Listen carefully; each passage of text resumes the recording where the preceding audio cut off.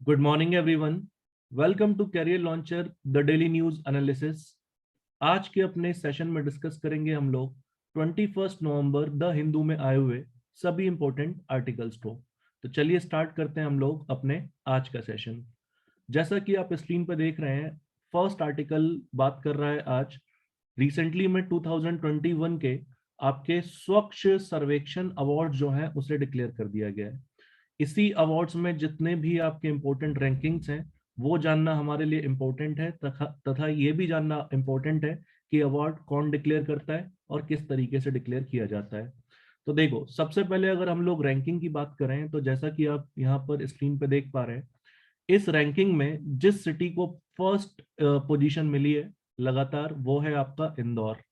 इंदौर ने इस अवार्ड्स में लगातार 5वीं बार पहली पोजीशन हासिल करी है।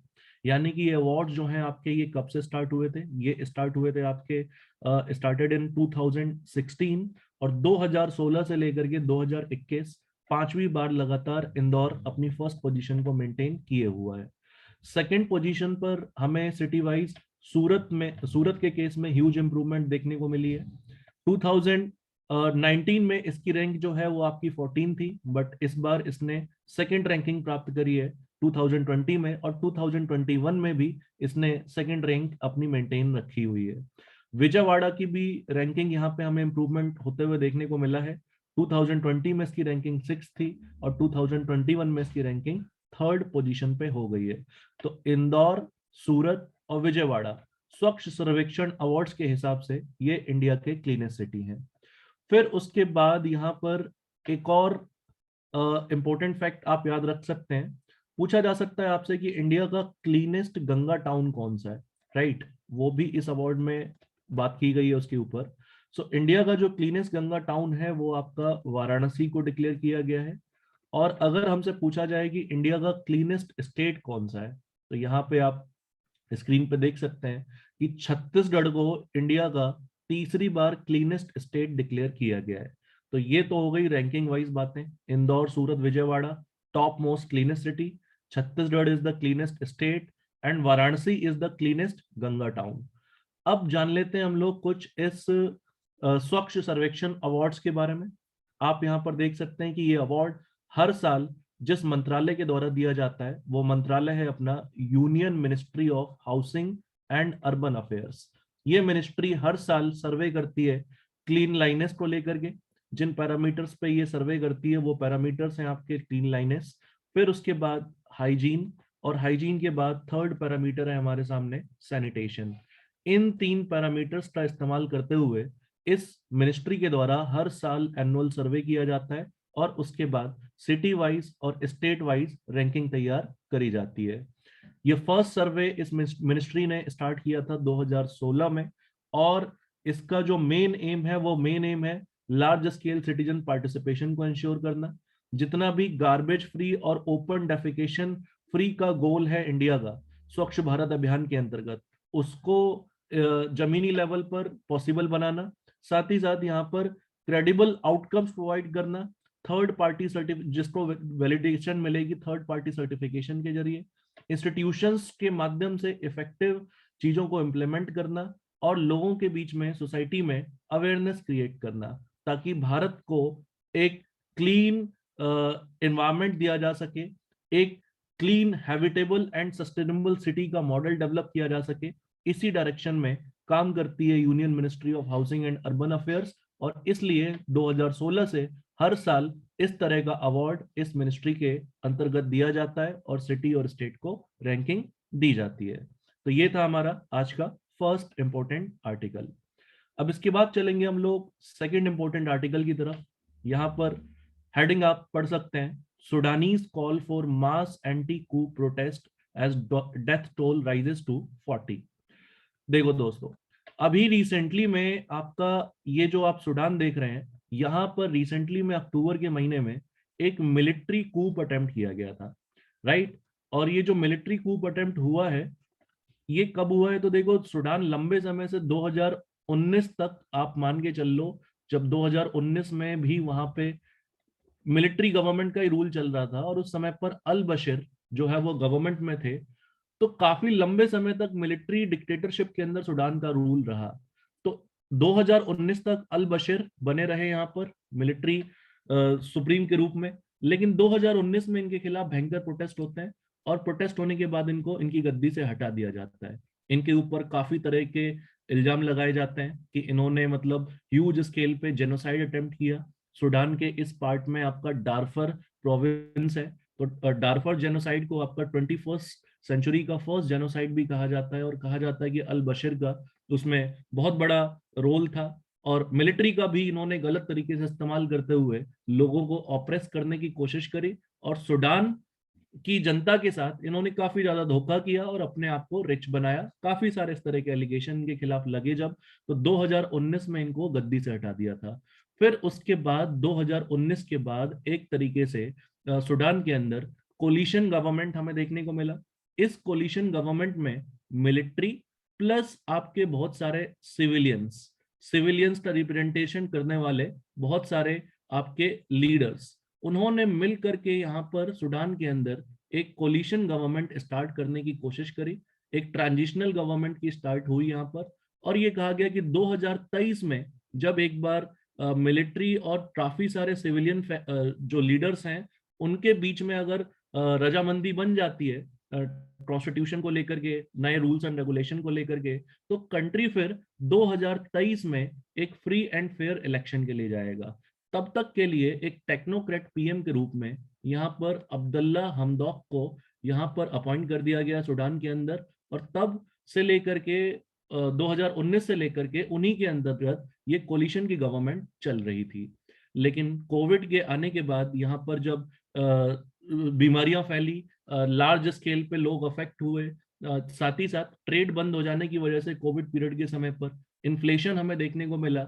और इन्फ्लेशन देखने के साथ साथ यहाँ पर जब इस कोलिशन गवर्नमेंट के अंदर डिफरेंट फैक्शंस के बीच में पावर शेयरिंग को लेकर के जब कोई भी एग्रीमेंट बनते हुए हमें देखने को नहीं मिला, तो उसके बाद फिर यहाँ पर इनके बीच में डिस्प्यूट्स चालू हो जाते हैं, और अलग अलग फैक्शंस इस वजह से, जिस सिविलियन को रिप्रेजेंट कर रहा था ये लीडरशिप, उस सिविलियंस का एक फैक्शन यहाँ पर आमने सामने भिड़ना स्टार्ट हो जाते हैं, और इस तरीके से सूडान के अंदर फिर से आपकी एक सिविल वॉर टाइप सिचुएशन जो है वो डेवलप होना चालू हो जाती है।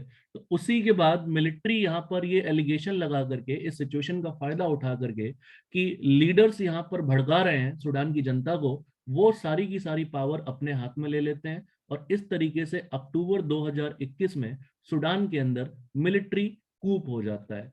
तो इसी मिलिट्री कूप के बाद सूडान की काफी सारी जनता इस मिलिट्री कूप के खिलाफ प्रोटेस्ट करने लग जाती है, क्योंकि लंबे समय से सूडान के अंदर मिलिट्री डिक्टेटरशिप रूल ही चला था, और अब वो अपने लिए एक सिविलियन गवर्नमेंट चाहते हैं, एक डेमोक्रेटिक गवर्नमेंट चाहते हैं। लेकिन मिलिट्री ये एलिगेशन लगा रही है कि जो ये सिविलियन गवर्नमेंट की रिप्रेजेंटेटिव्स हैं ये जनता को भड़का करके एक वॉर लाइक सिचुएशन बनाने की कोशिश कर रहे हैं, तो इसलिए हम सूडान को इस कंडीशन में डिफेंड करेंगे और 2023 में हम फ्री एंड फेयर इलेक्शन कराएंगे। बट यहाँ पे जनता मिलिट्री के ऊपर विश्वास नहीं दिखा रही है, और इस वजह से आप यहाँ पर ये न्यूज देख पा रहे हैं कि कंटिन्यूसली यहाँ पर एंटी कूप प्रोटेस्ट सूडान के अंदर चल रहे हैं, और उसमें जो लोगों की प्रोटेस्ट में मरने वालों की जो संख्या है वो 40 के आसपास पहुंच चुकी है। दोस्तों, स्टैटिक पॉइंट ऑफ व्यू से देखें आप, सूडान कहाँ है? सूडान ये आपका हॉर्न ऑफ अफ्रीका रीजन के पास है, रेड सी के साथ ये बाउंड्री शेयर करता है। Egypt, Libya, Chad, Central Republican, South Sudan, Ethiopia, Eritrea, ये नेबरिंग कंट्रीज हैं।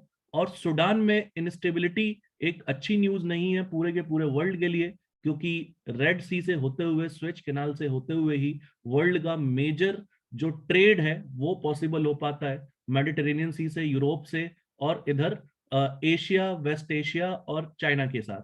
तो ये एक मेजर ट्रेड रूट है, और सोमालिया से ये रूट पहले ही अफेक्टेड है। अगर सूडान में भी इंस्टेबिलिटी रही तो ये रूट हाईली अफेक्ट हो जाएगा।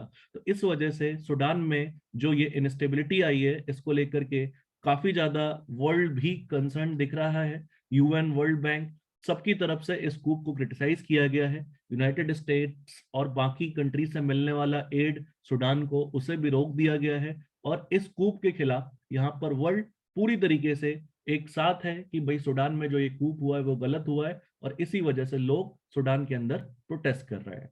तो ये सूडान के न्यूज आपको पता होनी चाहिए, और साथ ही साथ सूडान की कैपिटल आपको पता होनी चाहिए। सूडान की कैपिटल है खार्तूम। सूडान की कैपिटल खार्तूम में ही यहाँ पर ब्लू नाइल और जो आपकी व्हाइट नाइल है, ये दोनों आकर के मिलती है, और उसके बाद ये इजिप्ट की तरफ जाती है और यहाँ पे मेडिटेरेनियन सी में ड्रेन हो जाती है। और यही नाइल रिवर आपकी वर्ल्ड की लॉन्गेस्ट रिवर भी है। चलिए चलते हैं हम लोग अपने नेक्स्ट अदर न्यूज आर्टिकल्स पे। अगला जो न्यूज आर्टिकल देख रहे हैं आप यहाँ पर, ये न्यूज आर्टिकल एमएसपी के ऊपर है। दोस्तों आपको पता है रिसेंटली में प्रधानमंत्री के द्वारा जो फार्म लॉज है उसको रिपील कर दिया गया, और किसानों से रिक्वेस्ट की जा रही है कि वो अपने अपने घर को लौट जाए, इस आंदोलन को समाप्त कर दें।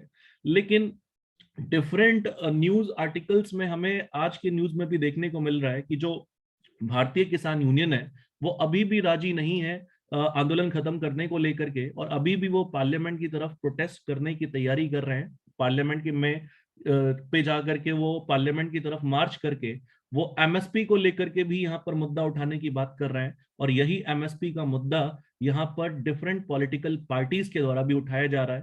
तो वहीं पर आप राष्ट्रीय लोक दल के जो लीडर जयंत सिंह को सुन सकते हैं यहाँ पर आप, और उनका कहना है कि किसानों की लड़ाई अभी भी खत्म नहीं हुई है, अभी भी एमएसपी कानून की अभी जरूरत है, जब तक कानून नहीं बनेगा ये लड़ाई चलती रहेगी। तो इस कंटेक्स्ट में पॉलिटिकल डायलॉग बाजी में हम लोग नहीं जाएंगे। हमारे लिए इंपॉर्टेंट है इस कंटेक्स्ट में इस इशू को समझना कि भाई ये एमएसपी जो है, ये एमएसपी एक्चुअली में क्या है, इसका क्या कंटेक्स्ट है। उसके बाद इस न्यूज को डिस्कस करने के साथ साथ फिर अगला न्यूज जो हम देखेंगे वो आपका साइंस सेक्शन से होगा। इस साइंस सेक्शन से न्यूज में हम लोग देखेंगे जो रिसेंटली में एक न्यू ड्रग की डिस्कवरी हुई है कोरोना वायरस के अगेंस्ट, जिस ड्रग का नाम है आपका पैक्सलोविड। ये क्या है, इसका क्या इंपॉर्टेंस है, इन दोनों न्यूज को हम लोग यहाँ पर अगला एनालिसिस करने का काम करेंगे। तो चलिए देखते हैं सबसे पहले एमएसपी का इश्यू क्या है। सो देखो भाई, यहाँ पर स्क्रीन पे आप देख सकते हैं एमएसपी के बारे में आपको कुछ बातें पता होनी चाहिए। अभी जो एमएसपी है वो एमएसपी एक तरह का एग्रीकल्चर प्रोडक्ट प्राइस है, जिसको भारत सरकार के द्वारा हर साल सेट किया जाता है, जिस प्राइस पर वो किसानों से उनका क्रॉप परचेज करती है। अगर डाटा के हिसाब से मानो तो सभी किसानों से एमएसपी पे परचेज करना सरकार के लिए भी पॉसिबल नहीं है और होता भी नहीं है। तो ऑलमोस्ट 6% के आसपास किसान ऐसे हैं देश में जो एमएसपी पे अपना प्रोडक्ट जो है वो सेल करते हैं। ठीक है, अब सरकार हर साल क्रॉप्स के लिए एमएसपी अनाउंस करे, इसके लिए सरकार अभी लीगली बाउंडेड नहीं है, क्योंकि एमएसपी का अभी ये प्रोविजन, इस पर कोई कानून नहीं है। तो गवर्नमेंट इस पर इशू करे एमएसपी या ना करे, ये गवर्नमेंट को आप फोर्स नहीं कर सकते, बिकॉज एमएसपी किसी भी प्रकार से किसी भी लॉ के द्वारा अभी एनफोर्सेबल नहीं है। तो इसी वजह से जब ये फार्म लॉ आया तो किसानों के बीच में हमें ये कंसर्न देखने को मिला कि जो ये एमएसपी है, ये एमएसपी आपका हटाया जा सकता है, और उसी के बाद से फिर एमएसपी को एक कानून के रूप में स्टेटस देने की बात भी यहाँ पर किसानों के द्वारा कंटिन्यूसली की जाने लगी। राइट, ये एमएसपी दिया जाता है किसानों को ये इंश्योर करने के लिए कि उनका फसल एटलीस्ट कोई खरीदे ना खरीदे, मिनिमम प्राइस पे भारत सरकार की तरफ से कुछ ना कुछ खरीदा जाएगा, अगर ओपन मार्केट में उनका फसल नहीं बिकता है। तो इस तरीके से एक प्रकार की गारंटी दी जाती है, बट ये गारंटी अनफोर्सेबल नहीं है क्योंकि इसके ऊपर किसी प्रकार का कोई लॉ नहीं है अभी।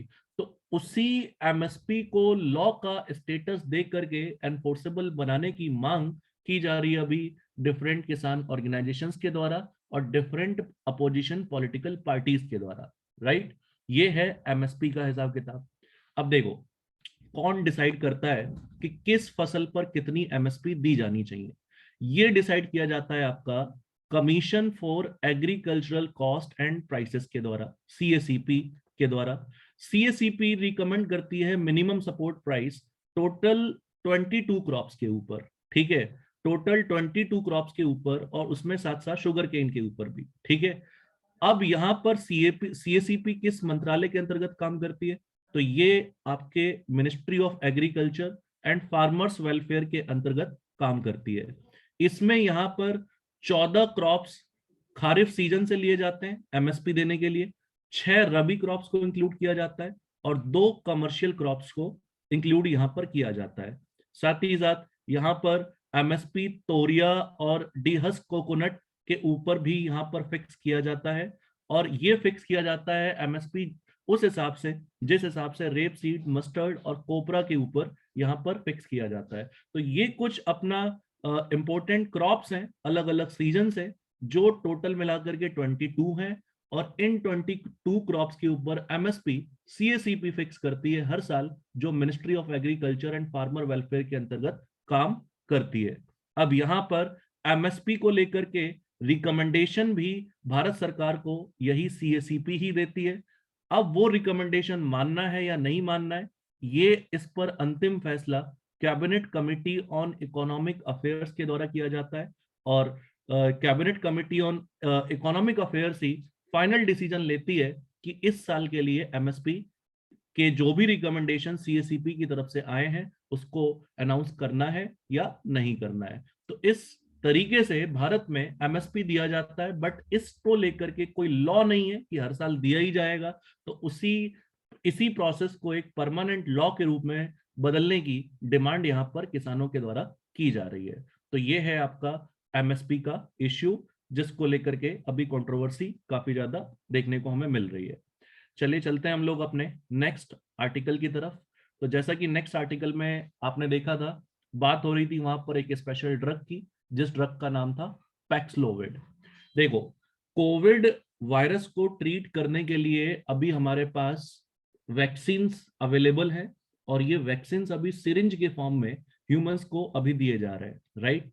लेकिन बहुत सारी कंपनियां दुनिया भर में इस प्रयास में लगी हैं कि सिरिंज की बजाय जो ये वायरस है इसको ट्रीट किया जा सके एक ओरल ड्रग्स के माध्यम से। मतलब सीधा एक जैसे टैबलेट प्रिस्क्राइब करके हमें डॉक्टर देता हो, टैबलेट सीधा हम पानी के साथ खा लेते हैं, उसी प्रकार से यहाँ पर इस तरीके से ओरल एंटीवायरल इस तरीके का ड्रग तैयार किया जाए, और ताकि लोगों का इस वायरस के अगेंस्ट इम्यूनिटी को बढ़ाया जा सके। तो रिसेंटली में जो आपकी इंटरनेशनल कंपनी है फाइजर, उन्होंने अपने ट्रायल रिजल्ट्स जो है वो अनाउंस कर दिए हैं, और ये उन्होंने एक प्रकार का ओरल ड्रग तैयार किया है कोविड को ट्रीट करने के लिए, और इसी ड्रग का नाम है आपका पैक्सलोविड। और इस रिजल्ट में एक पॉजिटिव न्यूज ये आई है कि इस पैक्सलोविड नाम का ड्रग, इसकी एफिशिएंसी काफी हाई रही है, 88-89% के आसपास ये एफिशिएंट रहा है कोविड पेशेंट्स में, और इसने सिग्निफिकेंटली हॉस्पिटलाइजेशन और डेथ की समस्या सॉल्व की है, जिन जिन के ऊपर भी इस ड्रग को ट्रायल किया गया है। अब समझना पड़ेगा हमें कि ये पैक्सलोविड दवाई है क्या अपने एकेडमिक पर्सपेक्टिव से। तो देखो, it is an investigational SARS CoV-2 protease inhibitor antiviral therapy. अब क्या है ये दवाई? ये दवाई एक प्रकार का प्रोटीएज इनहिबिटर है और एंटीवायरल थेरेपी है। अब एंटीवायरल क्यों है? क्योंकि आपको पता है इसको वायरस का ट्रीटमेंट करना है, लेकिन हमें समझना है कि ये प्रोटीएज इनहिबिटर क्या है। तो देखो, प्रोटीएज इनहिबिटर का इस्तेमाल अभी HIV को ट्रीट करने के लिए किया जाता है। अब प्रोटीएज इनहिबिटर फंक्शन क्या करता है? देखो, प्रोटीएज इनहिबिटर जो की ड्रग्स में इस्तेमाल किया जाता है वो अभी HIV में यूज होता है, और ये काम करता है प्रोटीएज इनहिबिटर अपने आप को बाइंड करके प्रोटियोलाइटिक एंजाइम्स के साथ। जब ये अपने आप को प्रोटियोलाइटिक एंजाइम्स के साथ बाइंड करता है तो उसी को हम लोग प्रोटियोसिस कहते हैं। और ये प्रोटीएज इनहिबिटर की कैपेबिलिटी होती है कि ये ब्लॉक कर सके यहाँ पर फंक्शन को, ये ब्लॉक कर सके फंक्शन को इस एंजाइम की, और इस तरीके से जो एंजाइम शरीर को नुकसान पहुंचा रहा है वो यहाँ पर अब वो नुकसान आगे ना पहुंचाए। तो ये प्रोटीएज इनहिबिटर एंजाइम की फंक्शनिंग को ब्लॉक करके बॉडी में फर्दर सिचुएशन को डिटेरिएट होने से रोकता है। ये प्रोटीएसिस को यानी कि इस एंजाइम को ब्लॉक कर देता है, और इस तरीके से जो HIV वायरस है वो अपने आप को रिप्रोड्यूस नहीं कर पाता है। तो आपको पता है कोविड में भी जो वायरस है वो मल्टीप्लाई होता है, वो चेन में मल्टीप्लाई होता है। तो उसी प्रकार से उसकी मल्टीप्लिकेशन को रोकने के लिए ये प्रोटीएज इनहिबिटर आपका काम करता है। तो इसीलिए कहा जा रहा है कि it is an investigational protease inhibitor antiviral therapy. It inhibits viral replication at proteolysis, a stage that occurs before viral replication इससे पहले कि रेप्लिकेशन हो, ये प्रोटेस इनहिबिटर उस रेप्लिकेशन को रोक देगा। जब हमें पहले साइन देखने को मिलेंगे, कुछ स्टार्टिंग के सिम्टम्स देखने को मिलेंगे, उसी समय पर अगर हम ये दवाई खा लेते हैं तो ऐसा पॉसिबल हो सकता है। तो फाइजर ने इसी कंटेक्स्ट में पैक्सलोविड नाम का ड्रग जो है वो तैयार किया है, और अभी ये काफी सारी कंट्रीज के साथ निगोशिएशंस के फेज में है, जहां पर परचेज एग्रीमेंट के ऊपर अभी निगोशिएशंस किए जा रहे हैं। तो इसी कंटेक्स्ट में साइंस एंड टेक्नोलॉजी से ये दवाई और ये प्रोटीएज इनहिबिटर, ये हाउ इट वर्क्स, इसका कॉन्सेप्ट समझ लेना हमारे लिए जरूरी था। तो ये थे आज के न्यूज़पेपर से आए हुए इंपॉर्टेंट आर्टिकल्स। आई होप आप सभी को क्लियरली ये समझ में आए चारों के चारों आर्टिकल्स।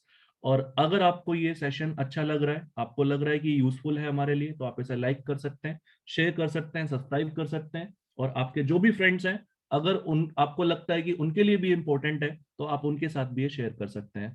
सो आज के लिए बस इतना ही। Thank you everyone. मिलते हैं हम लोग कल के न्यूज़पेपर के एनालिसिस के साथ ठीक इसी समय। So that's all from my side. Have a good day to all of you.